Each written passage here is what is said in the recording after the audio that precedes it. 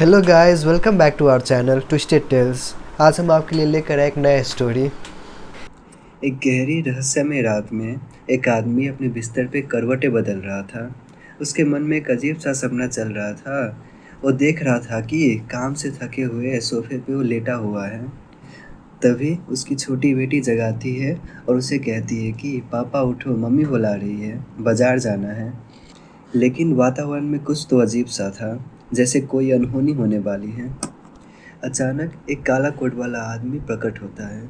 उसके हाथ में एक सिरिंज है। व्यक्ति हिलने की कोशिश करता है, पर उसका शरीर जैसे जम गया सा हो। तभी वो आदमी उसके शरीर में सिरिंज घुसा देता है। वो व्यक्ति की आंखें खुल जाता है।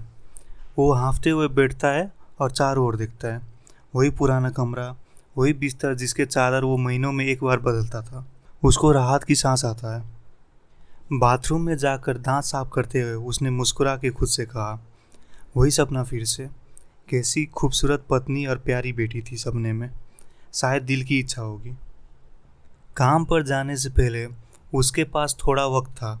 उसने जल्दी से एक ऑमलेट बनाया, 2 स्लाइस ब्रेड पर मक्खन लगाया और ऑमलेट को बीच में रखकर सैंडविच बना लिया। अखबार पढ़ते हुए नाश्ता करने लगा। अखबार में अजीब खबरें थी। कैलिफोर्निया हाईवे पर 2 बाइक की टक्कर, दोनों की मौत। सुपरमार्केट के लिफ्ट में 5 लोगों की बेरहमी से हत्या। आरोपी ने खुद को भी मार लिया। व्यक्ति सोचने लगा, ये क्या हो रहा है शहर में? क्या सच में सब मेरे आसपास हो रहा है? जाने का वक्त हो चुका था, लेकिन जैसे ही वो निकलने लगे उन्हें अखबार के अंदर एक चिट्ठी मिला। चिट्ठी के ऊपर लिखा था, प्रोफेसर डेविड के लिए। प्रोफेसर ने लिफाफा खोला। बाहर से सफ़ेद दिखने वाला लिफाफा अंदर से गहरे काले रंग का था। किनारों पर चमकदार लाल रेखाएं थी। कागज़ मोटा था और अजीब सा महसूस हो रहा था। सुनहरे अरबी अक्षरों में लिखा था, तुम्हारे पास 3 दिन है, 5 स्थान है और एक लक्ष्य है। अपने जीवित रहने की संभावना लिखो। प्रोफेसर की माथे पर पसीना की बूंद उभर आई। यह कोई मजाक था या किसी पागल सीरियल किलर की साजिश? उसने सिर झटका और खुद को समझाया कि ये महज एक शरारत होगी, लेकिन फिर भी मृत्यु का भय उसके मन से जा नहीं रहा था। वो कार स्टार्ट करके यूनिवर्सिटी की ओर चल पड़ा। गर्मियों की छुट्टी में आए छात्र को स्टैटिस्टिकल एनालिसिस पर लेक्चर देने के लिए नोट्स देख रहा था। अचानक से उसके आगे वाली कार रुक गई। 2 आदमी कार के पीछे से निकले। दोनों के हाथ में एक चाकू और एक के हाथ में बंदूक भी था। प्रोफेसर अपने कार से सब देख रहा था। वो दोनों चिल्ला रहे थे, कार दे दो वरना गोली मार देंगे। ड्राइवर तुरंत निकला और बंदूक वाले आदमी के गले में चाकू घोंप दिया। दूसरा आदमी डर के मारे पीछे हट गया और भागने लगा। प्रोफेसर ड्राइवर के चेहरे पे तनाव देख सकता था, जैसे वो किसी गहरे सदमे में हो और खुद को मारने वाला हो। ड्राइवर प्रोफेसर की कार की तरफ मुड़ता है और विंडशील्ड तोड़ने लगता है चाकू से। क्यों क्यों क्यों, वो चिल्ला रहा था। लोग इकट्ठा होने लगे। पुलिस को फ़ोन किया जा रहा था। एक ट्रक ड्राइवर ने दूर से सब देखा और क्रोबार लेकर दौड़ा। उसने ड्राइवर के हाथ पर वार किया। चाकू गिर गया, लेकिन ड्राइवर नहीं रुका।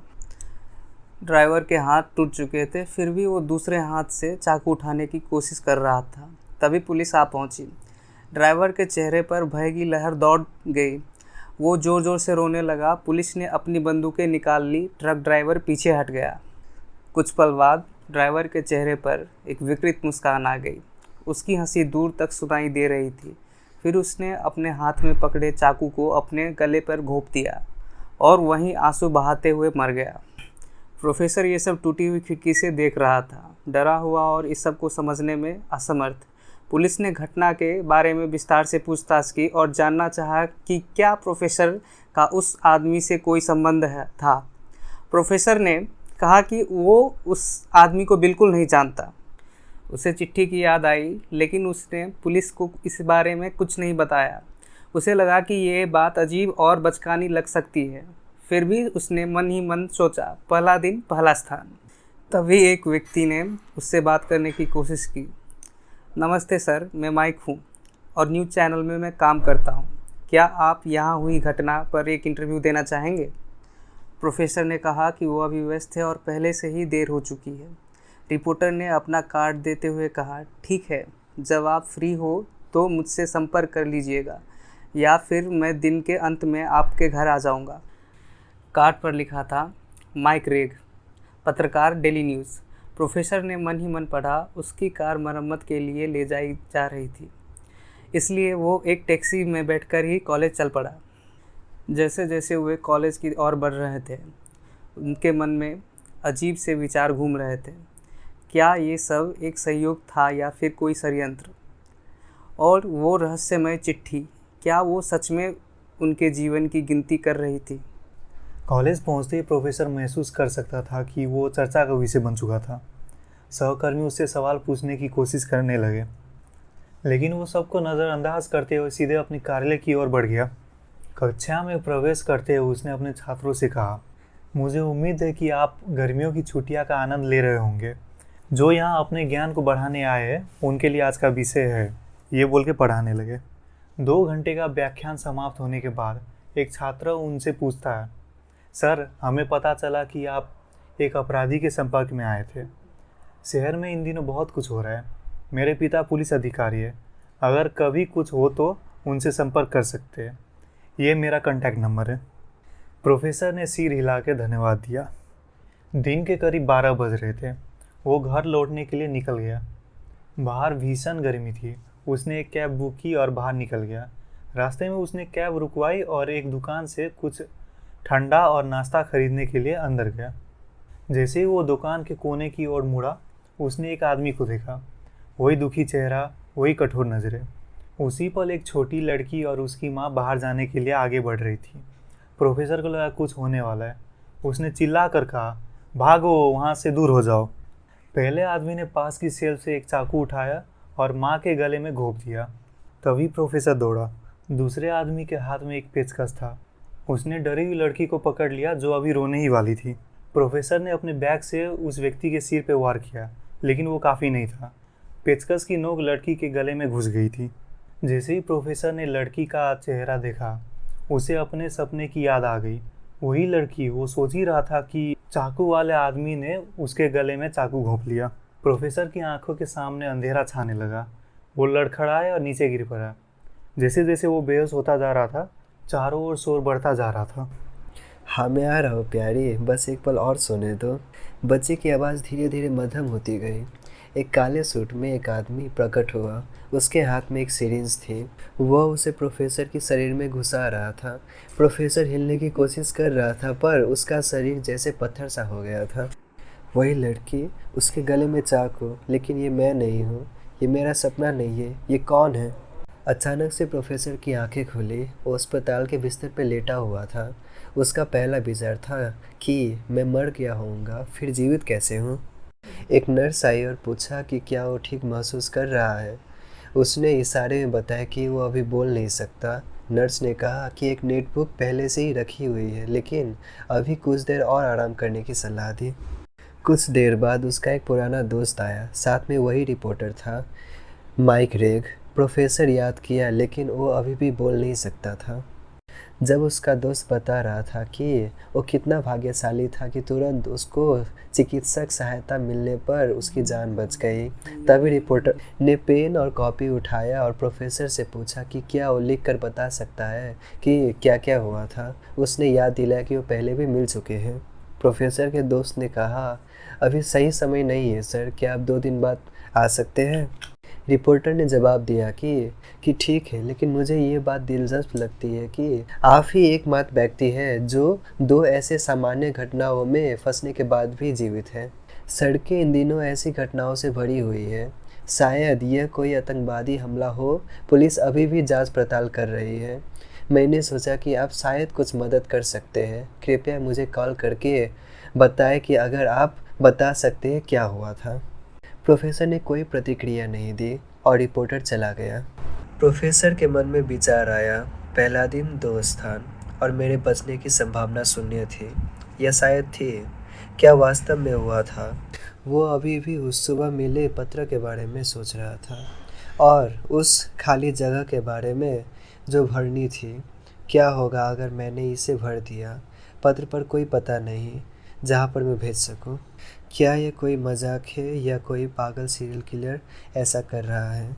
उसने अपना सिर हिलाया और खुद को समझाया कि ये सिर्फ एक मजाक है, लेकिन मरने का भय अभी भी उसके मन से नहीं जा रहा था।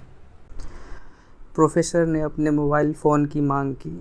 उसने रिपोर्टर को एक संदेश टाइप किया, कहते हुए कि वो कल सुबह अस्पताल में आए जब उसे छुट्टी मिल जाएगी। उसे कुछ कहना था। समय तेज़ी से बीत रहा था। छुट्टी का समय आ गया था। अजीब बात यह थी कि पुलिस कभी नहीं आई और रिपोर्टर भी देर से आ रहा था। प्रोफेसर ने सोचा, ठीक है, अगर वो मुझे यहाँ नहीं देखेगा तो मेरे घर आ जाएगा। घर पहुँचते ही प्रोफेसर ने देखा कि रिपोर्टर उसके घर के सामने खड़ा है। अरे प्रोफेसर साहब, मुझे याद है आपने मुझे मिलने के लिए बुलाया था, रिपोर्टर ने कहा। प्रोफेसर ने संदेश भेजा, लेकिन मैंने तो आपको अस्पताल में बुलाया था। हाँ, लेकिन मुझे लगा कि आपका घर शायद आपको बताने के लिए एक बेहतर जगह होगी कि मैंने क्या पता लगाया है, रिपोर्टर ने जवाब दिया।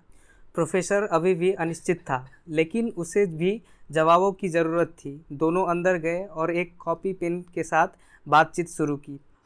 प्रोफेसर ने कहा, मैं ये जानना चाहता हूँ कि ये सब कौन कर रहा है और कहाँ कहाँ हो रहा है, और ये सब देखने के बाद कौन कौन बच गए। रिपोर्टर ने कहा, आप बहुत भाग्यशाली हैं, आपके अलावा कोई भी नहीं बचा। मैं कह सकता हूँ कि भगवान आपके साथ है। प्रोफेसर ने फिर से बोला, ठीक है, मुझे बताइए कि कल मारी गई वो लड़की और उसकी माँ कौन थी। उसमें रिपोर्टर बोला, ये इसका एक हिस्सा है, लेकिन मुझे आपको शुरुआत से बताने दीजिए। आप वो नहीं है जो आप सोचते हैं। प्रोफेसर चौंक के पूछता है, आपका क्या मतलब है? रिपोर्टर बोलता है, ये बताना आसान नहीं है, लेकिन ठीक है, चलो आपको मार देते हैं। ये सुनकर प्रोफेसर चीख पड़ता है, आप क्या कह रहे हैं? रिपोर्टर हंसते हुए बोलता है, नहीं, मैं मजाक कर रहा हूँ। बात यह है कि मुझे भी वही दवा दी गई है जो कल रात उन लोगों को दी गई थी। मैं जांच कर रहा था। मैंने पुलिस को बता दिया होता अगर मैंने ये नहीं देखा होता कि उच्च अधिकारी भी इसमें शामिल है। जांच के दौरान मैंने कुछ रहस्यमय देखा। मुझे विश्वास नहीं हुआ, लेकिन वो किसी बाहरी दुनिया की परियोजना के बारे में बात कर रहे थे। मुझे नहीं पता ये क्या है, लेकिन ऐसा लगता है कि ये इस दुनिया को नष्ट करने की योजना बना रहे थे। और ऐसा करने के लिए आपको याद रखना होगा कि आपको क्या करना है, और इसके लिए आपको मरना होगा। मुझे नहीं पता क्या हो रहा था, और क्योंकि उन्होंने मुझे देख लिया था इसलिए मैं निगरानी में हूँ। लेकिन मैंने आपको ये बताने से पहले माइक्रोफोन तोड़ दिया। भाग जाइए, वरना मैं आपको मार भी सकता हूँ। अचानक रिपोर्टर का खुश चेहरा उदास हो गया। उसकी आंखें स्थिर हो गई, जैसे कुछ मांग रही हो। प्रोफेसर को उसी पल समझ आ गया कि उसे भागना चाहिए। अचानक खिड़की का शीशा टूटने की आवाज़ आई और 4 और लोग प्रकट हुए। अगर आपको स्टोरी पसंद आए तो please like share and subscribe, और पार्ट 2 जल्द ही आने वाला है, इसलिए स्टे ट्यून फॉर दैट।